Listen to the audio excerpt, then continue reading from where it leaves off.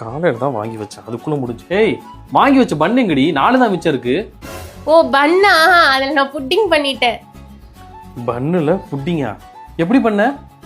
அதுவா, இது செய்யறதுக்கு ஃபர்ஸ்ட் பேன்ல 1/2 கப் சர்க்கரை 1 டேபிள் ஸ்பூன் தண்ணி சேர்த்துட்டு லோ ஃப்ளேம்ல வச்சு நல்லா மிக்ஸ் பண்ணுங்க. சர்க்கரை மெல்ட் ஆகி லைட்டான தேன் கலர் வந்தோடனே கேஸ் ஆஃப் பண்ணிட்டு எதுல நம்ம புட்டிங் செய்ய போறோமோ அந்த பாத்திரத்துல மாத்திருங்க. இது இருக்கட்டும். நான் இன்னைக்கு சின்ன சைஸ்ல இந்த மாதிரி 5 பன் எடுத்திருக்கேன். இது சின்ன சின்னமா பிச்சு மிக்ஸி ஜார்ல மாத்திரலாம். இதோட 2 முட்டை, 1 டீஸ்பூன் வெனிலா எசன்ஸ், இதோட 4 டேபிள் ஸ்பூன் சர்க்கரை, 1 கப் பால் சேர்த்துட்டு நல்லா இதை அரைச்சிருங்க. நம்ம ஏற்கனவே ரெடி பண்ணி வச்சிருக்க பாத்திரத்துல அதை சேர்த்துட்டு மூடி போட்டு கவர் பண்ணிருங்க. அடுத்து பாத்திரத்தை தொடுற அளவுக்கு பேன்ல தண்ணி, ஒரு ஸ்டாண்டு, பாத்திரத்தை உள்ள வச்சு மூடி போட்டு மீடியம் ஃப்ளேம்ல ஒரு 30 நிமிஷம் குக் பண்ணுங்க.